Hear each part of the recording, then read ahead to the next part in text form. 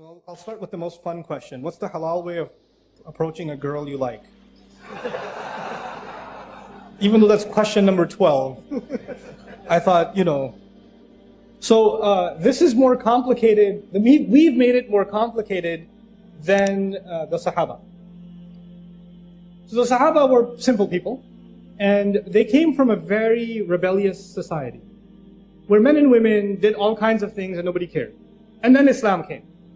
And I want to give you some background here. In Medina, when the Sahaba migrated, the Muhajirun were bankrupt nearly, right? They left everything behind. And Medina was a crazy place. Right now it's Medina Munawwara.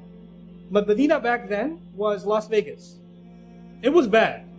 When the Prophet went there, it was not a good place.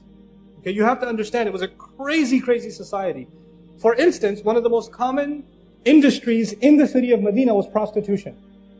When the Prophet moved there, and the women that were brothels, like prostitution houses, they used to have flags outside their house that this is a place you can come for those kinds of things. And a companion comes to the Prophet and says, Ya Rasulullah, there's a woman, because he doesn't make any money, he's a muhajir. There's a woman, she makes good money, I'd like to marry her. And what does she do? Oh, well, she's in the... You know what I'm saying? I'm not going to spell it out. And those, you know why I'm telling you this? Because Sahaba didn't even know that's a bad thing yet. They were also learning, weren't they? They didn't become angels overnight. They were being developed. And so he doesn't even think. And imagine, you come to Rasulullah and ask this question. Can you imagine somebody coming to an imam today and saying, hey, so I'm thinking about the next janazah would be of the sheikh. Like, it would be... And then the ayat came, no, you cannot marry those kinds of women in Surah An-Nur. Like, revelation came to teach Sahaba and teach the believers, look, those are not the kinds of people you want to marry. They are their own.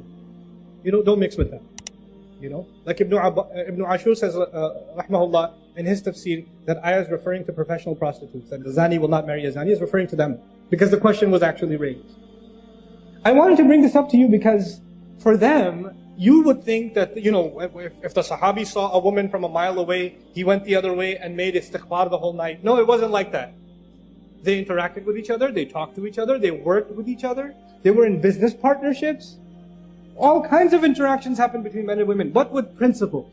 It was respectful, it was dignified. And when a companion, when somebody liked somebody else, you know what they did? Here's the astaghfirullah part. Here's what they did. Hey, I like you. You want to get married? And she'd say, maybe, talk to my dad. He'd say, okay. And then you go to the dad and say, hey, I like your daughter.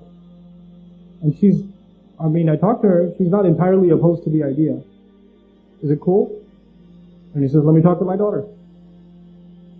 How this happens today in London is you go to a girl, respectfully, hey, we worked together for 3 years.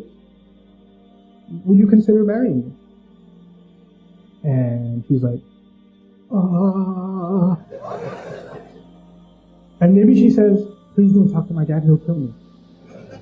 Because if you talk to my dad, he'll say, this is why you go to work? This is why we sent you to uni? Like, you fathers, I have 4 daughters. Listen, those of you that are fathers, that have daughters, you sent your daughters to university. You brought your daughters to this country. You made them live here. You took them outside in society.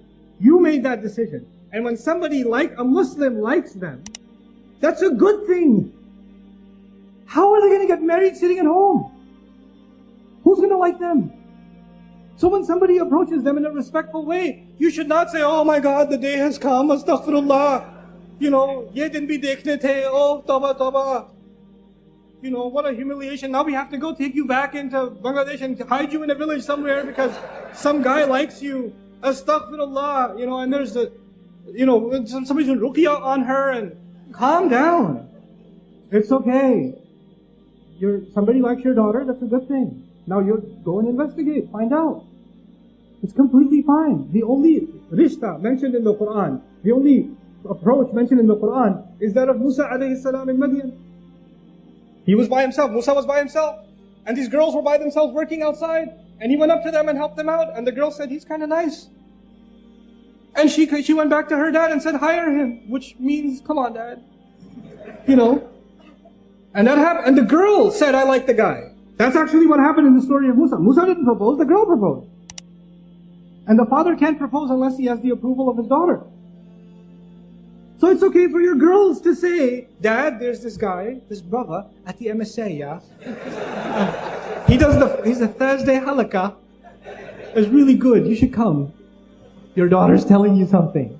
It's okay, go attend the halakha. It's okay, find out. Don't complicate it. There's nothing indignified about that. Don't go date a girl now. And don't take, son, no man gave a lecture, I'm going to take you out to dinner. No. Not that either. But can you have respectful interaction with someone you're interested in for marriage? Absolutely. Absolutely. Nothing wrong with that. Can you take your time to understand each other's likes and dislikes? Yes, it's fine. Respectful courtship is okay. With parental guidance, in dignified fashion, there's nothing wrong with it. So what happens is we have two extremes. We have people that are more conservative than the Sahaba. And then we have people that are more liberal than liberals. Okay? And Islam is right in between. It's a natural way. It's a completely natural way. Okay? And so this is something that I thought it's important to mention for families and for yourself. Talk to your daughters. Ask if they like someone. Don't create between fathers and daughters, there should be open communication. They should not be terrified to tell you that they're interested in somebody. Don't force them to marry someone they don't want to. Don't force your daughters and tell them, if you don't marry this one, who's going to come and marry you? And we already said yes to them. Don't humiliate the family and say no now. Those kinds of nikahs are haram. I will say it, they're haram. You cannot emotionally and psychologically force a girl to get married under family pressure. That is batil. And that happened at the time of the Prophet ﷺ. And the Prophet ﷺ considered those nikahs batil. They're invalid nikahs. Until the girl genuinely likes a guy and says, yes, I want to marry him on her own. From no pressure from her father, no pressure from her mother, no pressure from anybody else. She likes him. And even if the day of the nikah she says, Mom, I don't want to do this. The mother doesn't say, too late, girl, too late. We've got the hall, they're all, what are people going to... No, if the girl says, I don't want to do this, then no, stop. Allah gave her that right. You cannot take it away. You're burying them alive. This is the new way of burying women alive, by the way. Back then, they used to take the baby girl and bury her right then. Now we bury them at the day of the nikah. This is what we do. This needs to stop. Let them marry who they want, if they're a dignified Muslim. And because now you're living in a different society, you won't find someone from the same village. It's okay. It's okay. A Bangladeshi can marry a Syrian. It's fine. I know. It's okay for Syrians too. Yeah, we're Syrian. Turkish. Somali. Astaghfirullah, Somali. Yeah, Somali. That's fine.